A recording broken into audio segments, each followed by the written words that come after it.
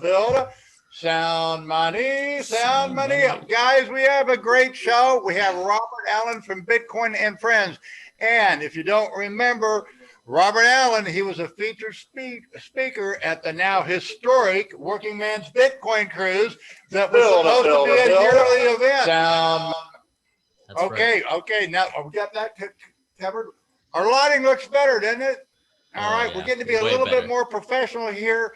Like I say, I've got 3 Mexicans that live with their mother, and I'm trying to teach them to be men, and hopefully we'll find out if they can do it the next year. So, at any rate, tell us about what you're doing, Robert. I'm going to hand it over to our journalist, tremendous interviewer, Juan Galt. So let us know what you're up to since the cruise a year ago. How you doing, Robert? I'm doing good. It's crazy to think it's been a whole year since that cruise. It's been wow, feels like a lifetime. Yeah, I'm doing well. We've been persevering with the show. I think we were up to maybe episode 3 or 4 by the cruise last year.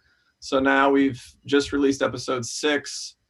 We have 7 and 8, which should be coming out by the end of this year, maybe January at the very latest. And that'll be the first season. We are going to redo some of the first maybe 3 to 4 episodes, some of the pieces of those. We've decided to make the show as close to PG rated as we can for a few reasons. I think that was a bit of a misstep on our part. And so, hopefully it'll be more family friendly as we get it all finalized and kind of packaged up. And then we'll see, but we're going to try to find a network that will take the show and push it out there. But given what we're seeing in the world right now, it's pretty obvious that the major networks are controlled by folks who have a very specific agenda, and Bitcoin is likely not part of that agenda. So I don't know if we'll find ready open arms to help us with getting the show out to more people.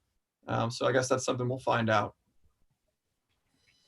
That's great. Well, why don't you you just put out a new episode of BTC and Friends. It's been, I think it was about a year that you guys maybe didn't publish anything through. And it's really exciting to get to see another episode because I love that show. To me, it's like the South Park of Bitcoin. And so it's very good, very cool. Is there anything you want to show us as far as the new episode? I believe there's a trailer somewhere we can probably play right now. Yeah, that's in the notes. I just pasted it there for you. It should be, it says episode 6 trailer. Let people know about this. Hit that like button and share it. This is gonna be a cool show as usual. And let's play this. Let's play this trailer. I think. Let's see. There's the trailer. Just. All right, we're gonna do a little screen share here.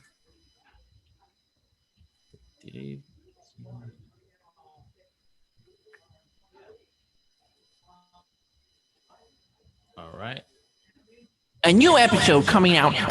Okay. Hey everyone, B here. I want to let you know that we have a new episode coming out this Saturday. Where am I? The producers of the show asked me to put this together. We haven't had much time to do it, so I'm just winging it. There's a lot of action. There's a lot of cool things. There's a methane coin. There's aliens. There's violence. 非常感谢您的配合。 I go on a secret mission to go undercover with the bank. Wait a second. There's a big trial. My relationship with my dad They grows. said they're going to throw us in prison forever. I talked to this guy. Just watch the episode, please.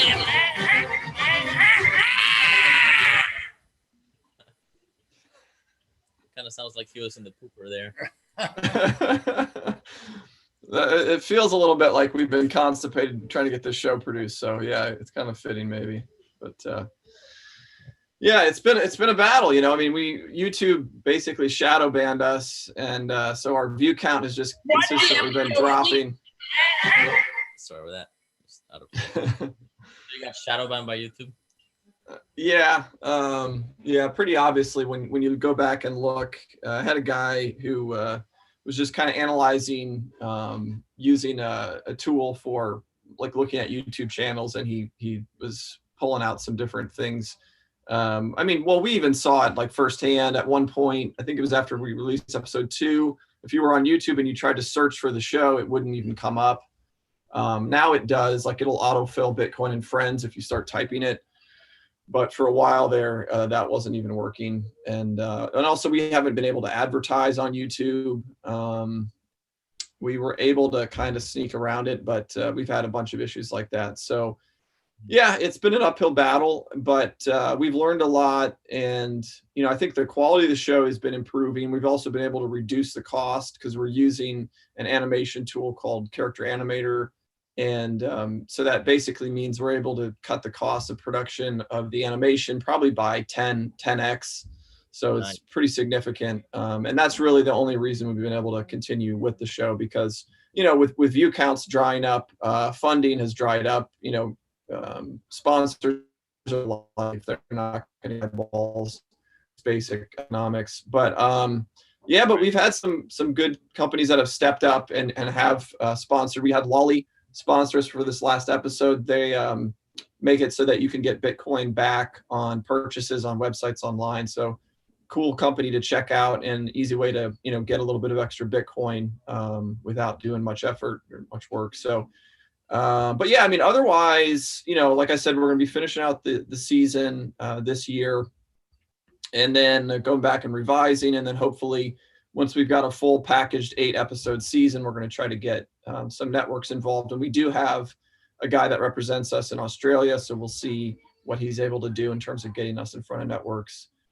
So that's where we are. The other thing I wanted to mention real quick is we redid our website, and I actually put together, I have a BTC Pay server instance running now.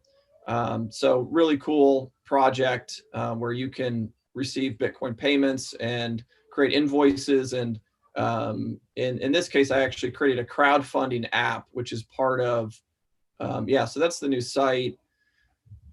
But yeah, if you scroll down a ways, you'll see the episodes there.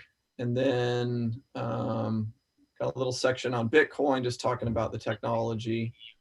I love that that Back to the Future floating skateboard. Yeah, skateboard, yeah. But yeah, when you get down there, if you click on donate to crowdfund, that little button there above this guy, you'll see, but that'll take you to. So this is a BTC Pay server instance that's running, and then we've actually got a little crowdfund built into this, which is pretty cool. So come contribute, everyone watching. We really do need the help to keep pushing this show forward. But there's different tiers, just like you would have on, you know, on Kickstarter. So you can donate, and there's different levels in terms of contribution that you can give, and then also in terms of what we're, you know, kind of offering back perks. Well, make yourself a factor in the show as well, right? I know that there's a guy that keeps showing up that's like this prisoner. I believe he goes by Jeff Berwick in real life. He goes by Jeff Berwick in the show too, yeah. Regular now. So what's the deal? Yeah. So we have a few options there. Hold on. Okay, never mind. Who's the guy in the underwear? Yeah. Oh, that's Jameis Sapphire. He's a sort of supposed to be a bit of a head nod to Jamie Dimon from Chase. Oh, yeah. Well, I've been watching Billionaire, and the New York attorney. You know, he's a sadomasochist character, and I was watching that late last night. Yeah. They actually talked about cryptos in that episode. Yeah, I've heard that. I've heard they have some content related to Wild stuff. Wow. So yeah, so what's the deal with the sponsorship, the sponsored characters? Because I think that's really exciting. Yeah, we have a few options there. I think we've got one that's like just a background character, and then if you want to have some speaking lines, it's a little bit more we're asking. But yeah, both of those are cool options to get involved with the show and potentially promote your own brand a little bit if you like. So yeah, it's been fun. Jeff has been a real big supporter of the show. I think he's sponsored 3 episodes now. I think 4, 5, and 6, I believe he's in all of those. And so that's been helpful. And then we've had some, you know, Lolly and some other companies come along as well. But yeah, it's really been a pleasure putting the show together, and we're excited to continue, and hopefully we get to the point where we can do season 2 and 3. But we've just got to make sure it all makes sense economically for us, obviously. Yeah, for sure. And I think you're probably taking the right path by maybe making it PG-13 and playing by the rules with YouTube, because YouTube doesn't really seem to care that much except for certain key things. And if you just sort of fit whatever template they're on, then maybe you'll be able to kind of go viral there. Well, We'll see. People are trying to create these alternatives. Yeah. I mean, what's the name of the? Yeah, BitChute. You got BitChute. I mean, you could try Dailymotion too. I mean, why not just get on all of them, right? But, we're on LBRY, although I think they renamed it to Odyssey or something like that. But anyway, we're on that platform. But the problem there is, there's just not a lot of people in terms of the audience, and so it's really a kind of a chicken and an egg problem. What about Facebook video? I mean, I know BitChute's a lot bigger than Odyssey, and then like, in Dailymotion, like there's smaller audiences, but it's still like millions, right? So you can still kind of get. Yeah, we haven't got into BitChute. I think I did set up an account, but I think probably what we'll do is once we finish out the season and we have a full package, then we'll come up with a plan, and potentially we'll go after some of those other smaller. Like if we don't get a network interested, then maybe we'll try on BitChute and some places like that. But so that's kind of where we are and how it's going. But tell your friends, if you're watching, if you haven't seen the show, check it out, support us. Appreciate it. Somehow bring it to my attention. I'll tweet them out when you come up with the new episode. Yeah, the next one should be, I'd say, probably middle of December here. So within maybe 2 weeks or so, it'll be coming out. But yeah, I'll let you guys know when it releases. I'd appreciate that. Yeah, because I mean, more and more, I mean, as entrepreneurs, we're just going to have to do workarounds on this, on the social app control. Somehow, I mean, I hate to say it, but there's going to be legislation's necessary to make it a level playing field, because right now, to me, the central issue is we cannot have an election determined by the press. Yeah. And I've never, in my opinion, we lost due process decades ago, and people are just waking up to that fact that elections are not determined by the press. There's a very specific process laid out in the Constitution. If there's disputes, then we go to the courts, and a lot of people that have been poor and disenfranchised have known there's been no due process in this country for generations. And we need to guys, if you love America, you're gonna have to work for it and reclaim it. And it's not gonna be pretty, it's not gonna be easy, which kind of goes to the next topic you wanted to go into, right? Perfect segue. Well, talking about U.S. politics, is that where we're heading now? We can do that. I saw that was in your headline. You wanted to talk a little bit about that, or? Sure. I mean, I'm with you on this. I think a lot of Americans are waking up now, and hopefully many, many more will. But the United States really has been quasi-socialist country now for probably close to 100 years, and it's slid further and further in that direction. If you look at like the 10 planks of the Communist Manifesto, United States, you could probably easily check off at least 4 of those as being fully implemented in the United States. The central bank being one of the main ones. I had it pulled up here. Let me refresh my memory on some of the others. But what are the others I noticed? Confiscation of property. Which basically now you have, like you were just talking about, due process. It's very easy for government agents to just seize your property, and that's the end of it with very little recourse. Centralization of credit, centralization of the means of communication and transport. You look at FEC and all of these regulators that have gotten a hold. So, I mean, bottom line to me is that this election, there's an attempt to steal this election. There is no doubt in my mind that Trump won by a landslide.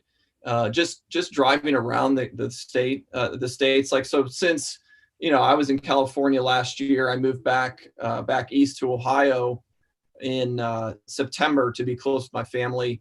And so I drove through Arizona, New Mexico, Texas, and stayed with some different friends and family. And, just being on the ground, you would very rarely see Biden signs. If you look at his rallies, I mean, no one was going to his rallies. It was a handful of people versus, tens of thousands, hundreds of thousands potentially for Trump. And I think the thing, it's pretty clear to me. I mean, Trump is obviously not a perfect human in any stretch, but he is not an insider in the sense that he was not a career politician. And I think, this gets pretty far out on a limb in terms of, I don't have a lot of evidence to back this up, but I've heard arguments that Trump was essentially approached by elements within the United States government who were not part of the deep state, who wanted to essentially, expose the corruption and expose the fact that our country has been controlled by these globalists now for, maybe onwards of 100 years. And he was sympathetic to that cause. And so, we'll see what happens now, but we have, I don't know how close you guys have been following, but we've got Powell, what is her first name? Cynthia, is it? Yeah, something else. Yeah. Yeah. So, she's made some absolutely, breathtaking claims about Dominion voting systems, and essentially claiming that these systems have been used to steal elections, where they can basically weight the amount that a vote counts for. So a Biden vote would be worth 1.25, let's say, and a Trump vote would be worth 0.75, and that they could then just algorithmically swing the direction of an election any way they want. And that this has been used in Venezuela and many other countries, and potentially in this country for possibly 10, 20 years. And I think, the idea is that because Trump was so popular, they calibrated their algorithm. And so they thought they were going to win with the way it was set. And then in the middle of the night, they had to shut everything down and restart it and recalibrate their systems. And that is why, in these four states, these four swing states, the vote just dramatically jumped in favor of Biden. I've got an article you guys can post in the comments for this, but it's titled "Anomalies in Vote Counts and Their Effects on Election in 2020." But this is some very rigorous mathematical statistical analysis that essentially argues that there's a few specific vote drops that are so far out of the ordinary that they really are extremely anomalous and extremely suspect. I mean, we definitely have some smoking guns here. Right. And yeah, it's a process that will reveal this. And I'm at the point, you know what? It's not over till the fat lady sings. He hadn't even warmed up yet. We got a long way to go. This is going to be an exciting next couple of weeks, and the markets are telling us where they're sitting. And you might also put the referral there, the article I did on the fake Taj Mahal. I've never been a Trump fan.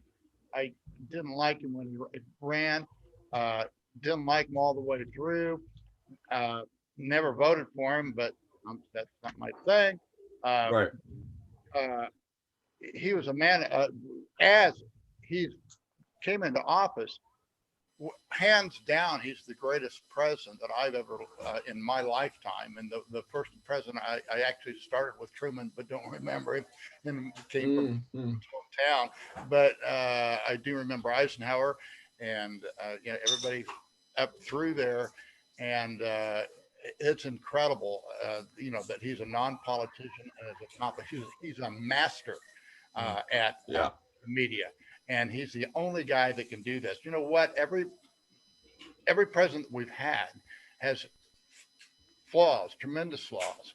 Sure. And that's why we are who we are, because the nation was founded on the idea of, if not total depravity of us as men, but on our nature is evil and bad. And so we limit the power.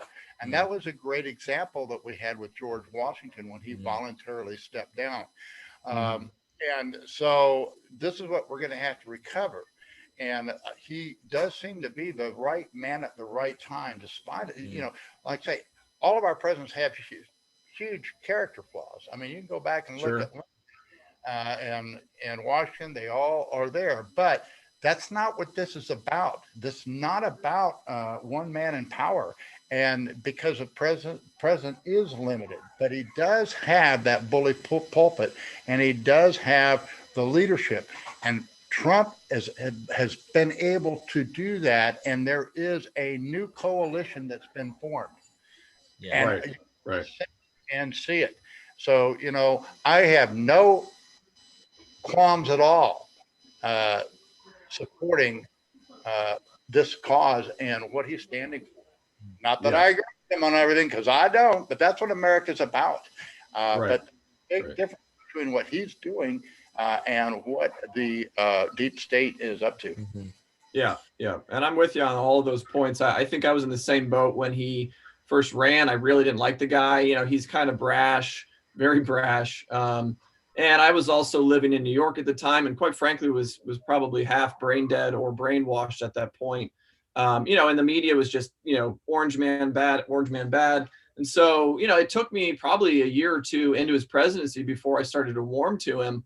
But I just started, if you were just objectively looking at his record of what he was saying and doing, he was doing good things. He was lowering taxes. He was, talking about immigration, and he was standing up to these bullies and these social justice warriors and all this nonsense. Basically, the communist creep that has really gotten into the country in a deep way. He's made politics interesting for the common That's man. true too. And I think it's important too. So yeah, if you put the link, there's I did a Medium article. It's something about the Trump, and he's a fake Taj Mahal so that's basically, I mean, I kind of write about my conversion to him. And a lot of people, they think, well, I've been a big Trump blind supporter. No, not at all, guys. And most people work hard, but we get his message and we can get behind it. And we can be united with that, because he's not out there. You know what? And it's not just us, no, and he's selfless. He's like I am. You know what? I don't have to be doing this in Bitcoin. I can go off and do my own thing. I want to, guys. I think I have things I can pass on to you. And that's what I'm here about, and that's why we're doing this show. That's why Juan is here. I got these three guys behind me, and this picture looks better than it was a year ago or a few weeks ago. We got to get better at what we're doing. We got to really get good. Yeah. Well, and there's, somewhere like 70 million people that are behind Trump on this as well. And it's not going to be like this election is not going to be settled by the media for sure. And it's not going to kind of go away quietly because there's too much smoke, right? I mean, for 4 years, they were like, smoke, there's fire. Where there's smoke, there's fire. Right. With all Russia Gate stuff. Yeah, for sure. And so, this thing is going to have to go all the way to the Supreme Court. And now the American system is going to have to be tested to see if it still has integrity, to see if it still has due process. And if we're wrong, the courts should reveal that and expose it. And if they're wrong, then it should reveal it and expose it. But somebody's wrong here. And, things are going to have to, like, the veil is being lifted, and 2020 just keeps delivering, and it's not over yet. So. And we're the ones that are promoting peaceful change. Yeah. We're the ones that are peace through strength. And you've got to have that strength internally, guys, because it's going to take a lot of fortitude. You need to study our history and find out what these past battles that we've fought and won. We lose 80% of them, but you can win this war and lose every battle. And I don't know what's going on here, but hopefully this is a very great strategic withdrawal. And I do hope that that they're able to expose this for what it is, using due process in the court system. Yeah. If it is, it's going to wind up being one of the greatest strategic political moves in our history. Political stories. Well, this is, to me, I mean, this is the Great Awakening versus the Great Reset. And, since I saw you last in person, Ugly, I had an amazing experience in June of this year. I recommitted my life to Jesus Christ. I was born and raised a Christian. I left my faith for probably 15 years. I lived a sinful life, mostly sexual sin, sleeping around with a lot of women and just, doing what a lot of people do in big cities. And I have come to see all of the folly in the way that I lived. And bigger than that, I've seen how so much of what I was engaged in, I had really been brainwashed by ultimately the powers that be. Even behind those powers, I believe there are spiritual entities that hate humanity and that want us to blunder and to stumble and to, basically the Bible says that the devil comes to steal, kill, and destroy. And so I think we're really coming to a point now where we're seeing the veil is being lifted, right? That's what the term apocalypse means, is the lifting of the veil. And I think the veil is being lifted, and we're seeing just how evil the devil is and the entities that are behind all of this. And so, we've got a choice. Everyone on this planet has a choice today on which side will you serve? Are you going to be on the side of freedom and sovereignty and responsibility and love and humanity? Or are you on the side of hysteria and fear and fear mongering and control and lies? And, these things are really hitting a breaking point here. And so like, I posted this Yuri Besmanov. So, I mean, it's just scary to see how, these things that are unfolding today have been in process for, 40, 50, 60 years, some of them. But this Yuri Besmanov was a KGB agent who defected and came to the United States. And, he talks about 4 stages of overthrowing a country. And so the first is demoralization, which is where you have moral decay and you essentially convince the populace that their way of life and their nation is wrong and immoral. And that's what you see with woke culture, critical race theory, leftism today in general. It's this attack on the foundations of our culture and society, fighting against family, fighting against traditional gender roles. What else? I mean, the list goes on and on, fighting against free speech, saying that you can and cannot say certain things. I mean, these are really core critical aspects of Western society that have been under attack now for decades. And so that demoralization has taken place. One of the interesting things that this guy talked about too, in this video, I believe it is, but he talks about how, propaganda and disinformation is not just purely about getting people to believe something that's incorrect. Even more than that, it's actually about pushing them to the point where they no longer trust their own brains. They don't even know how to navigate in life anymore or make decisions. And you see this so much today where people are saying, well, I just don't know what to believe. Is COVID dangerous or not? I don't know, and so they go through life in this state of inability to make decisions, to commit to things. And this inertia, this lack of direction is so dangerous. And so that's happened. Second point of his 4 points of kind of overthrowing a country is destabilization. And this has happened, see with the Federal Reserve System destroying our money, endless wars that have cost a fortune, huge amounts of debt and outstanding liabilities, Medicare, Medicaid, Social Security, all these things. So we're at that breaking point. And then the third point is crisis. And I really believe that COVID-19 was the crisis. They designed this to take the United States down and most of the world and to basically strip away our rights and then push in this new normal, this great reset where they don't want people traveling. They don't want people going to offices. They don't want people driving. They want to get rid of cars. And they want to keep us afraid and afraid of people, afraid of family, and basically to just gut our culture. And that's what this is about. Mask wearing is not about safety or helping keep people safe. There's no scientific credible evidence to support that argument. It is purely about control and about, literally muting and silencing and muzzling the populace. And so they've been able to do that. Yeah, let me stop you right here because I think you hit a central point. It is about control.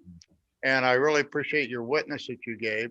And so I want to take that to the next level, because there is a big difference between those of faith and those without faith.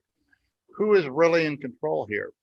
And so the fact that, you've turned your life around, of course, that's not going to help you or save you in any way, but you've done it in response to something that's already been done. This whole thing about COVID, you know what?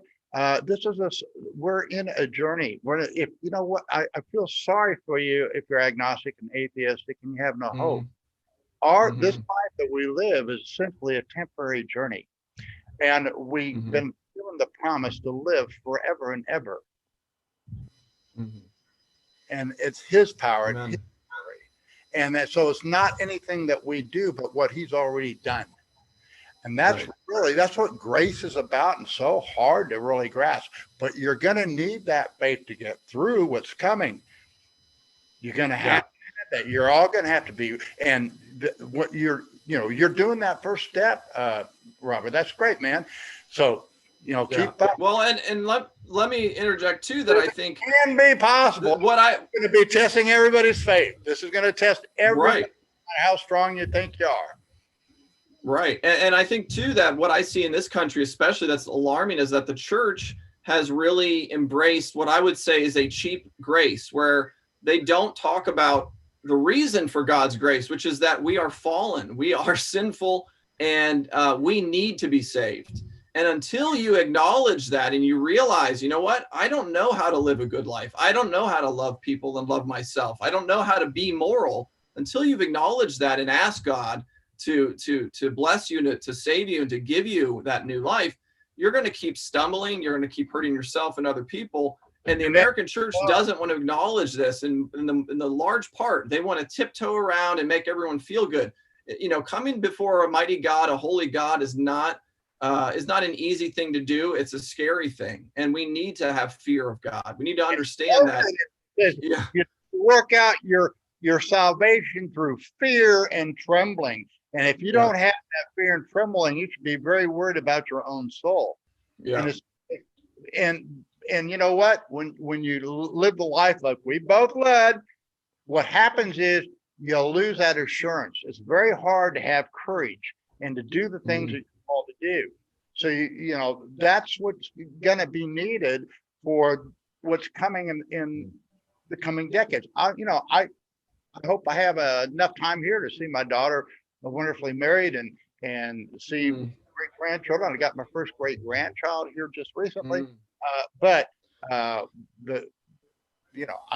really, it's like my whole life came about when I saw Bitcoin. I said, I understand my role, and more it's becoming clear. So I don't know what a little I can contribute, but I do, sound money is a very important part of this, and it will help us. And you guys are gonna get tested.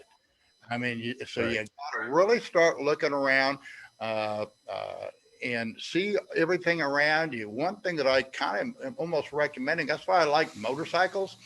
If you ever ride a motorcycle, you see everything when you're focused. If you really understand what's going on, you're always looking for an escape route, and you see everything around you. So by focusing on just one thing driving, everything else is gone, but you see everything else around you. And it's kind of like that's the way you're going to have to live your life and with the people around you. And you're going to have to be shining lights in those areas where you are. And we really have to watch each other's backs. And that means locally, particularly locally, because that's where, I don't really believe that we should have like Bitcoin communities, so and so. I think we need to be dispersed and, take the Bitcoin standard everywhere. But we have to also get, like I say, Bitcoin by itself is just Bitcoin. For it to work and become what it's going to be, it really is going to require men of integrity. Yeah.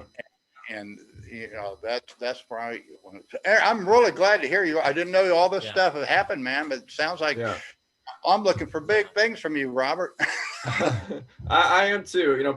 Praise God for his mercy, because it's been a wild year. I actually was with my older brother Josh, here at this location in Michigan. We've got a family a home that they bought, kind of like a vacation / rental property. And so anyway, we were up here together, and it was pretty trippy. I actually was a musician growing up, and I had recorded some music, and I had an album that I created that was sort of like the story of this this guy who's separated from his love and goes off and he fights in a war, and all these things happen. And anyway, and it had some, I guess you could say, some Christian allegory built into it. And anyway, long story short, I was up here with my family, and my nephews grew up listening to these songs, and they were a big fan of my music, which is kind of weird to have your family like real into, you know. But anyway, they started playing these songs and singing them when I was up here. It was like, it was real trippy. I don't know how to explain it, but it was like, it felt like I had written music to talk to myself 15 years ago. Like God had planned it out, like I was predestined to have these songs that I had written come back around and speak into my life. But, you know, the bottom line is I just realized that you know, you can run from God, but if he has called you, if you are destined to the kingdom, then you can't run from him. Ultimately, you really don't even have a choice. And that was it's hard to explain, but the presence of God was on the house. And my brother Josh basically came over to me because I was struggling. I was fighting all of this. And he came over and he just said to me, you know what, you know, God's grace is here for you, and you don't need to fight it. You know, just his agape love, his unending love. You know, just embrace it, just surrender. And that moment I did, and I hugged my brother. And then about a month later, a freak accident of sorts. He was in Wyoming with his two boys, 43 years old. He dropped dead of a heart attack up hiking in the mountains. And, you know, it was crazy. But, you know, God's timing on all this was truly miraculous. And, you know, so I was able to be with my brother and to spend some really good, about a month together before this all happened. And, you know, and he had been patiently praying for me and loving me through all of my bullshit for all those years. And so I know for him to see me come back into the kingdom of God was, you know, it was huge for him. And so praise God for that. But, you know, bottom line is you gotta make a choice. And like, you know, like I said about unveiling, we really are seeing like the enemy of our souls is baring his teeth. And if you can't see that today and what's going on in this world, then I don't know what to tell you. Pray, maybe pray about it. Ask God to open your eyes to you know, remove the scales so that you can see. But it's very, very clear to me. And you know, and we're entering this stage now where they're trying to normalize this dehumanization of people, where little children are never going to see adults without masks over their faces. I mean, basic human communication comes down to facial expressions and smiling, and all of these things are being disrupted. It's terrible to see happening. And, you know, and this 4 phases of this destabilization and ideological subversion that Yuri talks about. The 4th one is normalization, and that's what they're trying to do now. They've pushed on this COVID crisis, and now they're trying to normalize it. And what are the terms we hear? New normal, build back better, great reset. They're pushing out this nonsense, and they are trying to telegraph this into our consciences and to, you know, subconscious, and make us to just accept it. And we can't, you know, and this is really, to me, this is the line that we have to stand and fight. We cannot allow this to become normalized in society. It's you know, and it's basically taking us down to like Revelation, where you talk about the mark of the beast, which is a mark on your hand or your forehead, where you cannot buy or sell unless you've been marked this way. You know, and with these vaccination mandates that people are talking about, and this is not conspiracy, not job stuff. This is all out there. You can hear Bill Gates talking about it. You know, this is like, if it goes that way, then I think Christ will return not too late past all of that.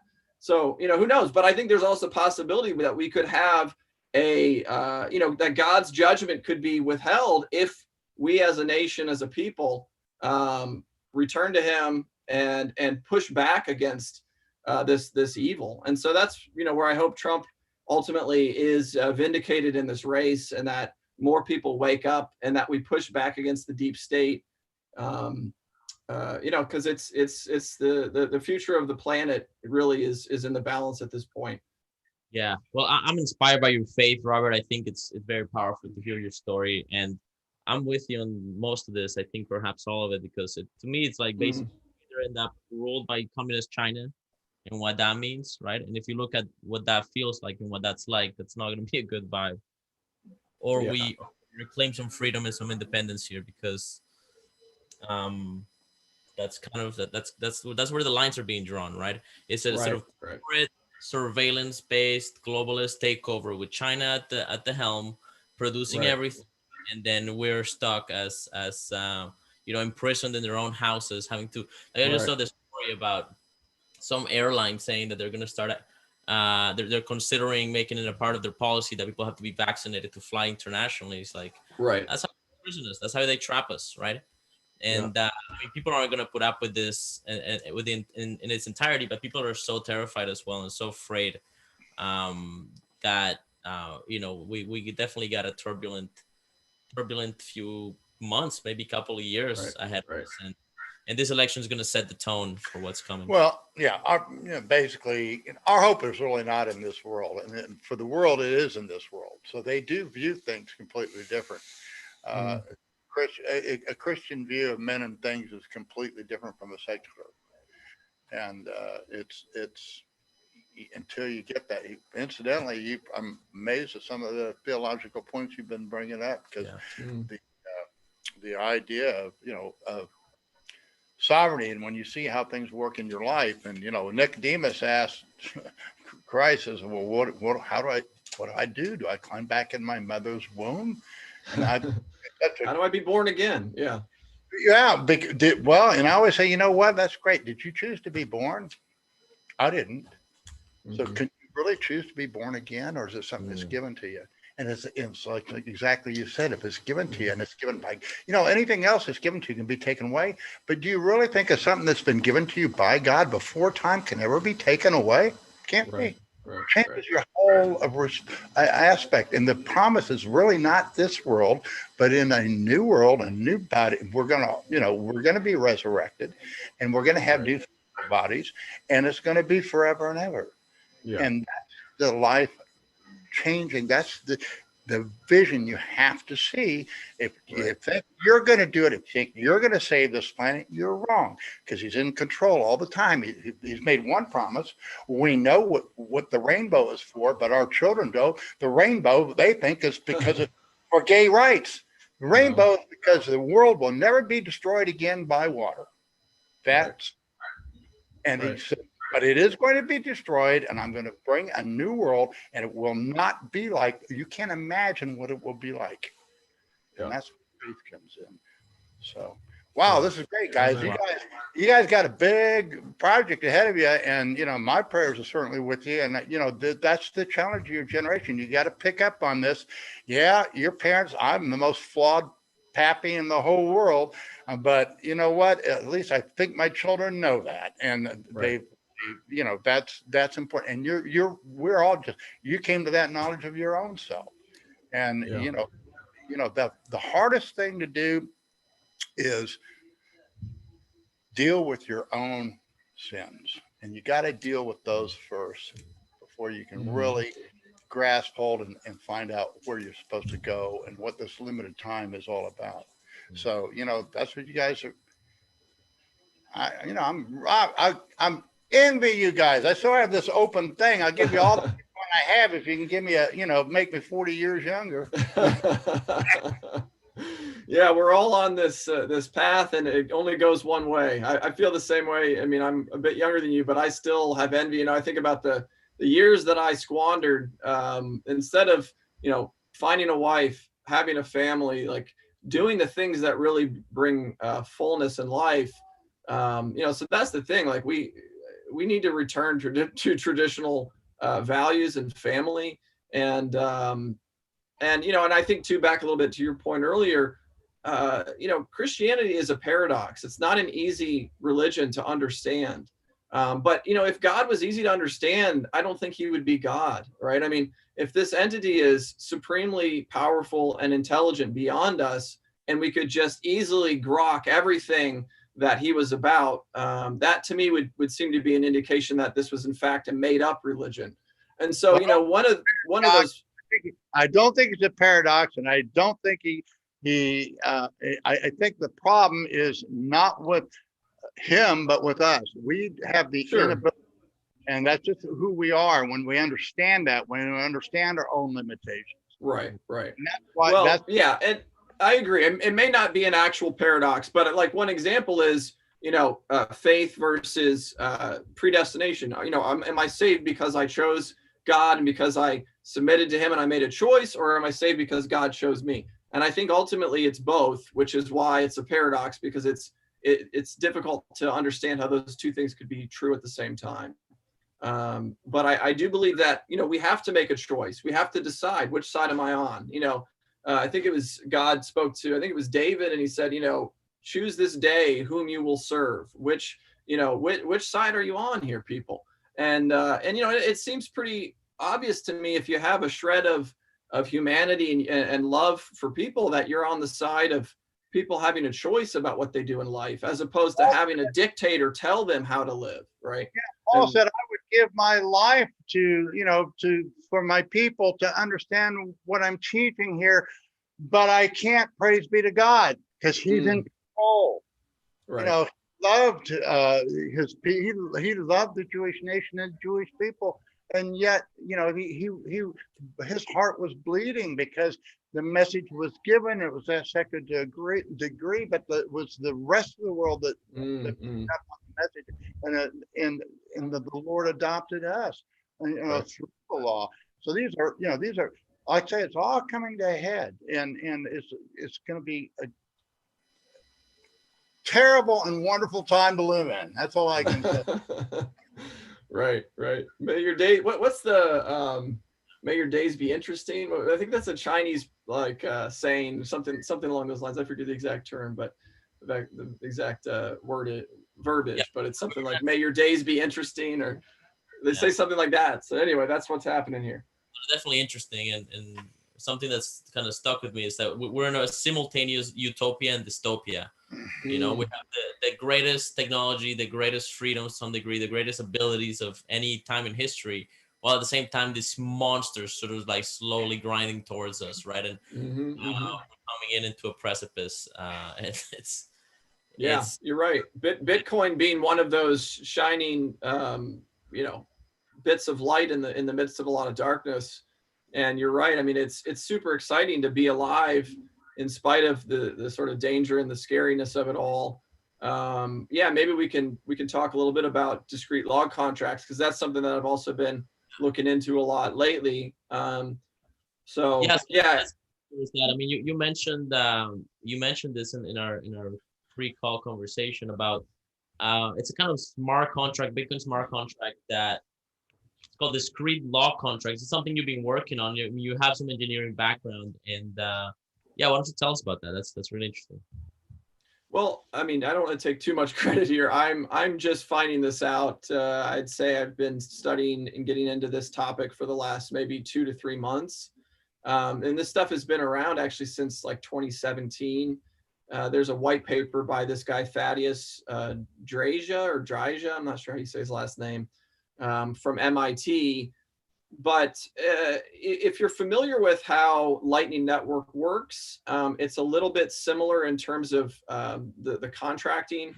So basically, you have with Lightning a 2 of 2 multi-sig contract. So you put money in, and another person puts money in to this contract, and then you update the balance by signing a transaction, but not publishing it to the blockchain. And you do this every time you send money back and forth in the payment channel. So that's Lightning Network. Now, with discrete log contracts, the basic idea is that you're creating a contract that's 2 of 2 again, but you also have an additional way of settling that contract. And that is where you have what is known as an oracle. And the oracle publishes some information that's predetermined to be published in the future. And based on what they've published, you can take that signature and then use that to also settle the contract. So in other words, an example would be, let's say we wanted to bet on the outcome of the election. And there's actually a company that set up a website to do this. It's atomic.finance is the address. Atomic, like atomic swap, atomic.finance. If I remember right, I believe that's correct. And I did this. I bet a little bit of Bitcoin on Trump to try it out and just to see how it all worked. But the basic idea is you have an oracle, and the oracle can determine the outcome of, let's say, an election. And so this is a third-party entity that is attesting to a certain event in the future.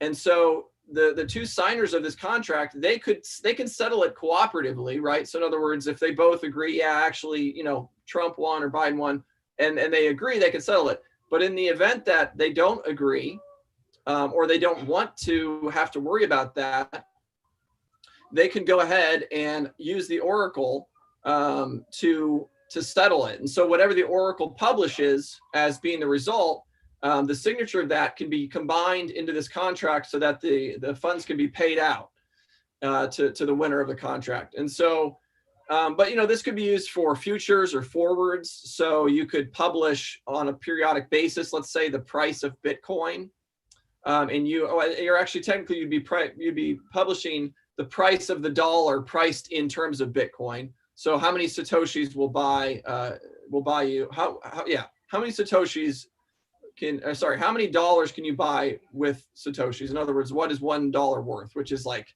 around 5,000 something satoshis today. So it's all, the contracts are settled in Bitcoin, they're priced in Bitcoin.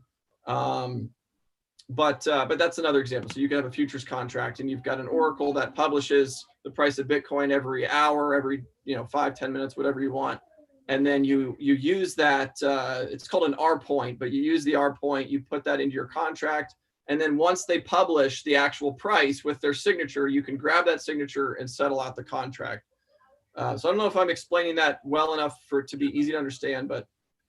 I mean, I certainly kind of get it.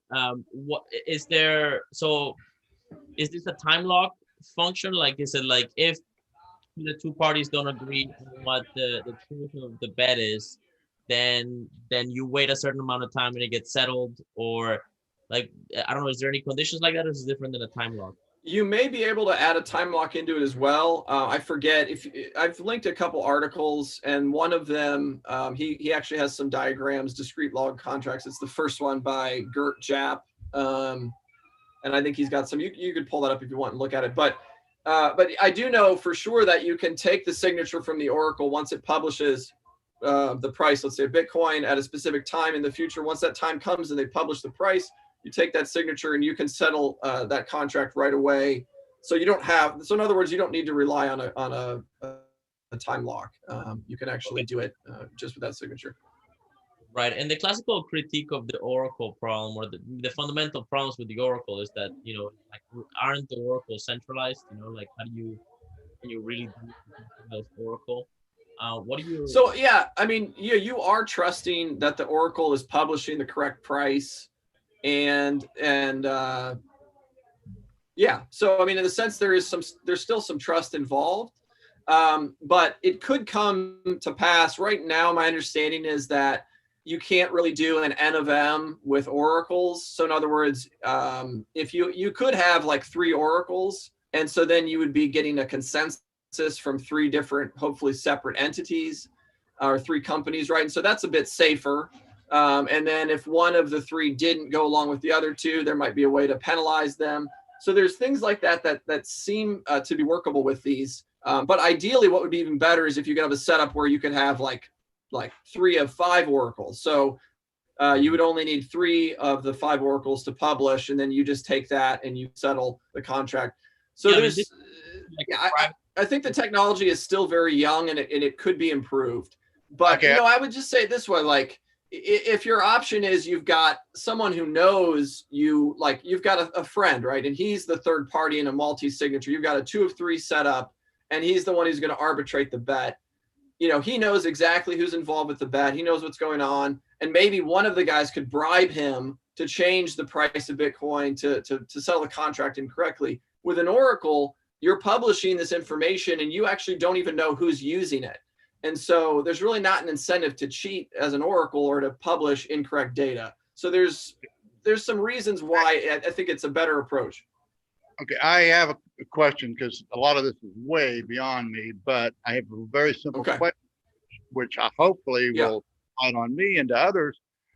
So seems like the perfect oracle question is who won the election and who's going to decide? Right. This is what this is about. So, I mean, here's the great problem that this website has. It's going to be this election. Who's the oracle? Mm-hmm. So they are the oracle. This Atomic Finance is the oracle, and they laid out pretty clearly what the rules are for determining the president, which is the Electoral College vote. Right. So they're waiting for the Electoral College to convene. College, right? Isn't it the legislatures? Right. The legislatures. I don't know. No, the Electoral College is ultimately.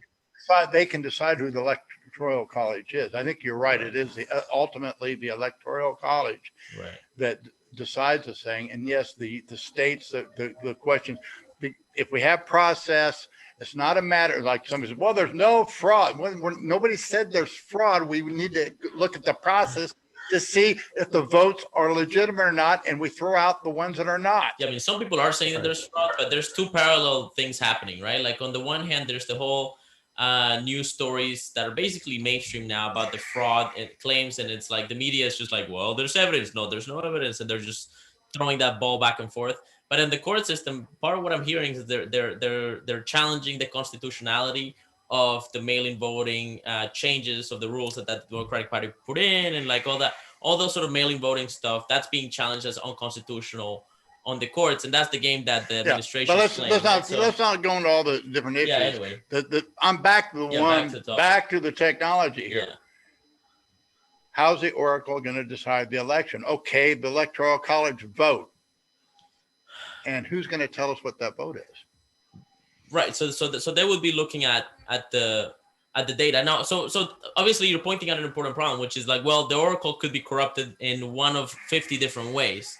But another way that this could maybe play out in the future is not unlike a private court system where you select, like the two parties pre-select which courts will settle a conflict in the future if the conflict comes to be. So it doesn't have to be just one oracle. In theory, maybe, I don't know, maybe it could be like one R value is shared among 5 different oracles, all of which are selected by the two parties. And then if those two parties are unwilling to agree on the events and settle the bet accordingly, then you go to this sort of third party kind of court system. And it's all, it would all be done through cryptography instead of sort of biometrics, and it would all be kind of detached. That's a perfect, you know. So an army comes in. A good way to look at it. That's a good way to look at it, because basically, with these contracts, you can, as long as the two parties aren't trying to rip each other off, which I mean, would say most of the time, you could probably even trust people in that sense. But well, let me say it this way: if they know that there's recourse in this sort of arbitration, which is what the oracle provides, then most of the time people are just going to say, yeah, you know what, in fact, Trump did win or Biden did win, and they're just going to sign it, and the two people who are betting are going to settle it themselves, right? That's going to be the normal outcome probably for most of these contracts. The oracle is there in the event that they do not agree, that the two bettors do not agree, and at that point, the oracle is the one that settles it. And yes, you could have, my understanding is the problem right now is you can't do N of M. So in other words, if you have 3 oracles, and you use all 3, you're actually taking all of the R points and you're adding them together. But you need all 3 of them then to publish the same outcome in order for that to work. So if you had one of the oracles who cheated, or if one of the oracles is just offline, like it goes down or the node dies or they stop publishing, then you would have a problem because you would only have 2 of the 3 that are needed, because it would be a 3 of 3. And so that's where I think hopefully there'll come a point. I think with Shor signatures and some of these other technologies, once those are integrated into Bitcoin, then it'll be much easier to do things like this, because you can get much more complex scripting involved. Yeah, this is where I'm very excited about this technology, because I can see a society being built just on this kind of multi-sig technology, where like it's not out of the scope of imagination to think of a 2 of 2 multi-sig with a third sort of mitigation kind of resolution path. So with a third resolution path that's determined on what another different multi-sig resolves, right? And so you can build these basic structures, which are basically societal contracts between parties. That's what society is built on. I mean, we're very early on this, but I can definitely see a future where this happens. And the benefit of that is not unlike the benefits of something like how BitMEX has been able to hold ground against the DOJ, right? It's like, well, what if the army comes in? Well, governments have certain processes as well. And so, you can hedge against those processes. You can play with those processes. You can leverage those processes. It requires intelligent people with serious courage and integrity to really sort of innovate and take this forward. But I can see a different kind of governance and market contract sort of solutions being developed on this, right? I mean, at the end of the day, Right. Contract law is a market, is a product of the market, not of the state. And this is a kind of rebirth of contract law with cryptography. Right. Yeah. Well, and put the, like, bigger picture, high level vision of why this is exciting. Imagine a futures exchange where you are funding contracts using a Lightning node. So you have your own Bitcoin. It's in a Lightning node. You are funding a transaction, which would be a discrete log contract, which is, would you be making a bet, let's say, on the direction of the price of Bitcoin in this contract. And so your money is not held on BitMEX or some centralized exchange. Your money is held on the Bitcoin blockchain in a multi-signature, address, or excuse me, contract. And it's determined. And yes, you still do have some trust in the sense that you need oracles that can be trusted, but the trust is not nearly as high as you have with a BitMEX, where they're actually holding your money. And so, this is not, it's not purely trustless like some transactions on Bitcoin, but it's much less trustful, or, you could say it's trust mitigated perhaps, to a large degree. And again, then once we get to the point, I think with Schnorr, where we can combine signatures, so you basically have the contract, when it settles on the blockchain, it looks indistinguishable from a single signature output. And so that's huge, because it means that, no one's going to even know that you are doing trading of this sort once Schnorr is implemented and usable. So, it's going to add privacy and fungibility and the ability to trade without trusting, central parties like BitMEX. So it's going to take years to build out. We got to be patient, but it's an interesting potential. Well, there are a couple comments We got a here few that are questions interesting. Yeah, bets on the U.S. election are closed. Is that so? Yeah, that's so. In some exchanges, that I mean, I decided? saw one. If you check out bedmoose.com, this is not an endorsement, but it's one website where I've seen a bet still available for the election. Yeah, and that's the other thing too. I mean, here's a good question. Crypto Stoics is, can the Supreme Court come in and change even electoral college? How do you deal with these issues? Yeah, I mean, once it's decided, and then later it's undecided. Yeah. Well, there's a scenario when, like, and then there's another thing that, okay, we decided, but I got an army and I'm going to be president. Right. And here's my army. I'm president. Right. That's essentially what Adolf Hitler there's did. always like a third scenario where there's just, there just isn't a union any longer and the question is mute, So, I mean, I guess that's an assumed. Well, anyway, I can't help you on all these issues, guys, Yeah. but the little bit I can do is we need to have more, we just need to get better and better at what we're doing. Yeah. And so hopefully we're building a little bit of a platform down here. I hope we can develop it further, because I'm still an ugly old goat, but I look better this time than I did last time. You look younger. You look. I don't know what's going on here, but I haven't changed. handsome old goat. What's going on? You're gonna have to change your name. And so, this is where we have to make progress, and we can talk about this stuff. All it's fun. We have these intellectual conversations, but we really have to be where the pavement hit the roads. And, I've always said the next transition is not going to come within the Bitcoin movement. There's two kinds of entrepreneurs. There's entrepreneurs that have Bitcoin and those that don't have Bitcoin. The big next wave is going to be all these entrepreneurs who know how to do things. They get things done. They see it and they do it, but they don't get sound money yet. They don't have Bitcoin. This is not going to be banking the unbanked.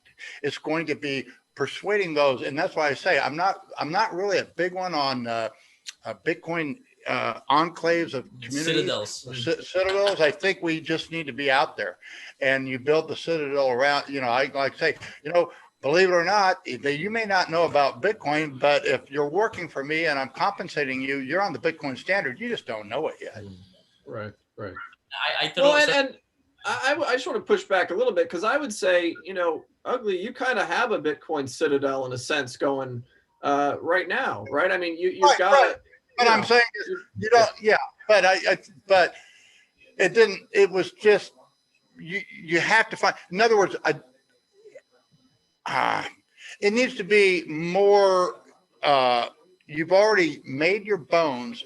In other words, you made your bones apart from Bitcoin, and that which I had already done. Bitcoin I built a business from scratch, and then I saw Bitcoin and went to the next level. And these are the people that we're trying to reach. And in other words, we don't need to go. I don't need to convince you that Bitcoin's sound money, and you don't need to convince. I mean, and we have to do. We've got to get regular entrepreneurs interested in using Bitcoin more and more. And that's, I really am a big fan. So shout out to Nicholas Dorier and the whole team with BTC Pay Server, because it's really great open source technology. Anyone watching, if you need help, ping me. I'd be happy to help. Satoshi Sound is my handle on Twitter and Telegram. But get set up. You can receive Bitcoin payments. Yeah, we do have BTC Pay. It's guys, we're doing stuff. Yeah, I think we already have that. No, we definitely do. Yeah. Okay. Yeah. So I don't need to know everything that's going on, guys. Sure. I really don't. So they seem to think I do, and I just No, yeah, that's a good solution that is totally self-sovereign. You're not trusting any third party to handle your Bitcoin income, and it's worth taking a crack at. You can get set up on like DigitalOcean. I did it myself in a few hours time. So for anyone who's a little tech savvy, you can do it, or just hire someone to help you. But start accepting Bitcoin payments. Yeah, BTC Pay Server is excellent. There's unsung heroes.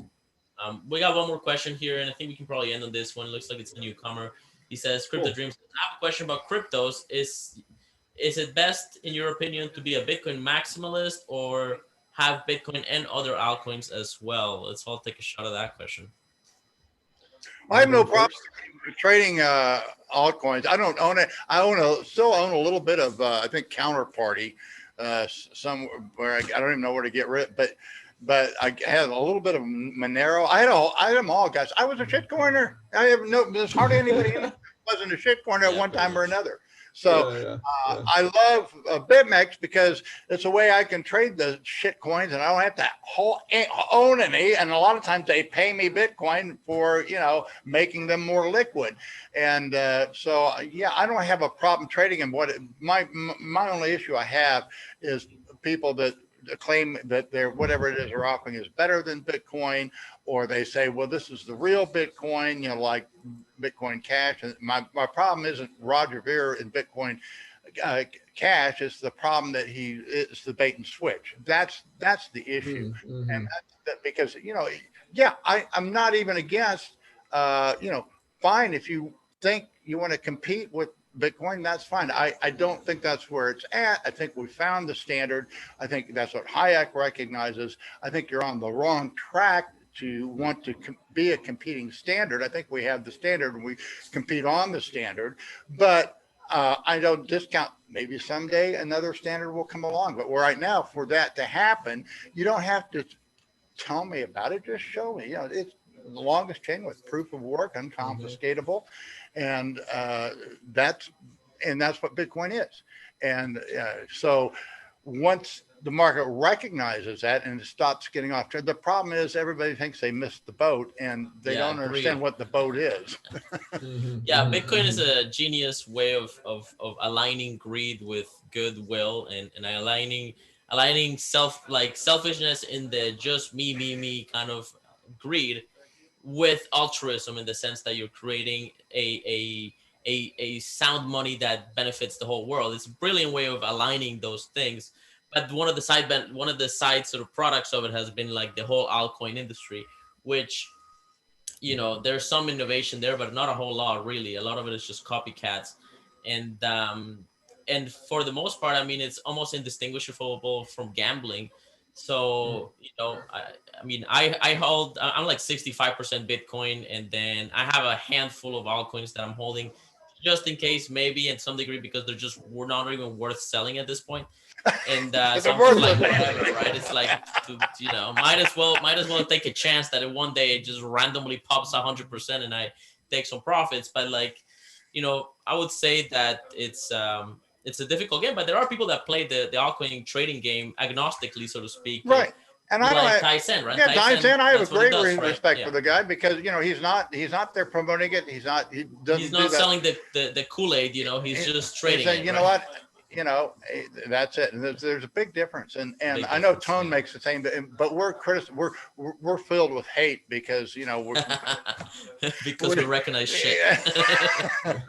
So, hey, my 2 cents. Oh, did I lose you guys? My 2 cents is, Bitcoin is a payment technology, of course, and that's where Roger gets upset because he's not happy that it hasn't scaled as quickly as he wanted it to for coffee payments. But really, that's not what Bitcoin is. Bitcoin is money, and for it to work as money, for a technology like this to work, it has to be sufficiently decentralized, which Bitcoin is, and it has to have a sound monetary policy, which Bitcoin has.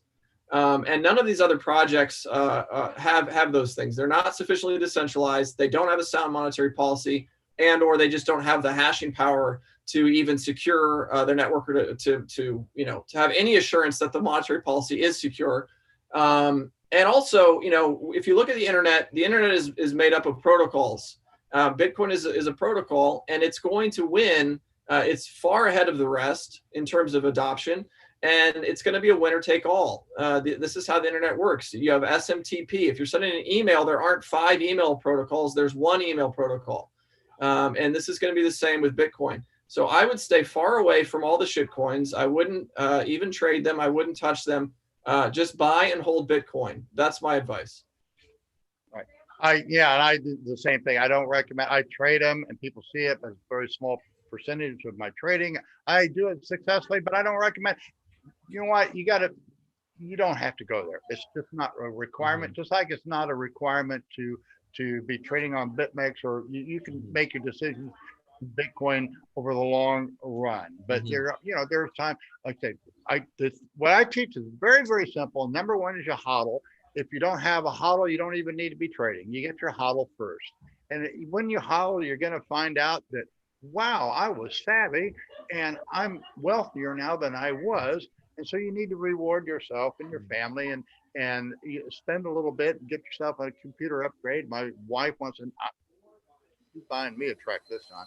And you do, and the next thing you do is you build it, but it doesn't have to be on Bitcoin. Now I'm building a little goat, but if you're a contractor, just build the best houses around. I'm looking at my old business is dying. It's probably already dead. I don't know. This is the last election. We did a little bit, but I wasn't promoting it.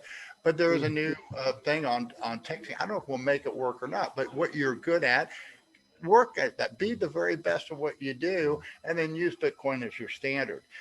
It's not like that. I guess that's my biggest problem they have. I don't like the idea of like Bitcoin groupies where we all get together and we're just kind of ingrown with each other. We need to be out there and reacting with everyone else.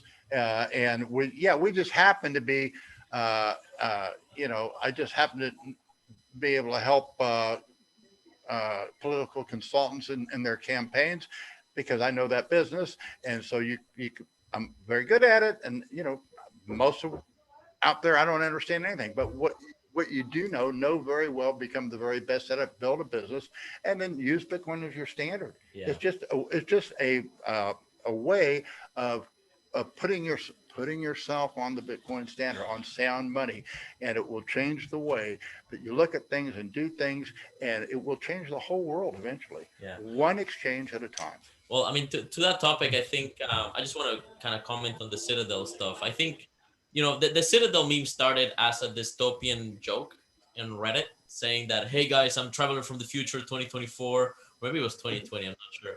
and it was like, and that the world has basically collapsed, and all the Bitcoiners are in Bitcoin citadels, and just this thing is just went all wrong, guys. It went all wrong, right? That's pretty much what the joke was.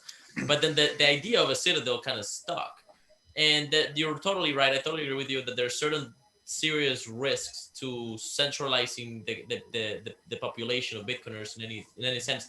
Because you get this sort of monoculture of memes that other people just look at it like that it's weird, right? And to some degree, it's already happened, right? Like there's this sort of subculture in Twitter, like the taco plebs, and they have a bunch of like emojis that are like, if you're not even close to it, you're like, what the fuck is going on? Pardon my French. And so like that's one of the problems with it. But there's clear benefits with like physical socializing among people of like mind. Like Silicon Valley is a powerhouse because they have physical centralization. They go hang out, they talk, they build strong mammalian human bonds, and that based on that they build technology that's they have, it's changing the world, right? And so I think we got to play both games. I think we don't want to get detached from reality and detached from our culture, detached from our humanity with all this technology, but at the same time we do need to build a society, I think, and this is sort of what that. Well, I kind of going by the philosophy. I welcome you guys to come and visit. Just I don't want you to live here. Right. That kind of a thing. Yeah. And it's kind of there was a guy, Francis Schaeffer, he had a little thing called Labrie that he had. I don't know if you're familiar with Halvin. Yeah, I know him a little bit. Yeah, so you might check that out a little bit. That's kind of where I'm going. But everybody's got a different. I don't have the answers, man, and everybody should be. It's just that I don't want to see too much of this being ingrown. We're communicating. What we're doing here is great. Hopefully we'll get more shows. I mean, it's nice to know what your need is. How do we get this network? How do we get this cartoon thing out there? And I mean, I'm looking forward to another appearance. I mean, you broke it. Great. Struggle, isn't it? It's rough for you to get out there and to become another Simpsons or something like that, which is possible. And you've got that vision, you got the drive, but it's a lot of hard work and a lot of tough lessons, right? Yeah, exactly. Yeah. That's the reward. You've got it down now, and so go for it, man. Just go for it. Well, I'm looking forward to the appearance of the Ugly Old Goat on the BTC and Friends show. I think if that happens, me too. We gotta make it happen again. All right. Well, I guess I was on there once. I guess we can do it again. All right. Sure. Let's go to the next level, guys. I don't know what it is. You're driving. I'm just along for the ride. All right. Let's end with the Sound Money song, which you actually really explained really well a couple minutes ago. All right. Well, thank you for coming on. You got to dance too, Robert. We'll do this. I hope. Ugly's kid is watching this. I think he'll enjoy seeing that. We know what we need to get all the guys on the cruise and have them on separately and do a separate show for every one of them. Sure. Yeah, I think we need to do that and just kind of celebrate. Hey, we did this thing once. It was a great idea, but we're shut down now. Yeah. But these guys are all have gone. They're all doing different things we need to find out about. Right. So here's how we're going to close. Hold on, Robert. You turn your camera on. Yeah, let's see if we can. I don't know what happened there. Yeah. I'm back. All right, you got to make a fool of yourself here. You ready? Ready? I'm ready. All right. Holla, holla, holla. Holla. Build.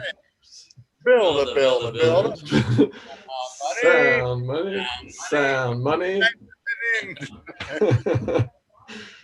Awesome. Love to you both. Good seeing you. Cheers. All right, thanks everybody for coming on. A fantastic show. Share the link if you like what we're talking about. We're not producing clickbait. We're not producing junk. We're not producing candy for the eyes. We're producing real conversations. So if you appreciate it, share it. That's how we grow. Yep, I agree. All right.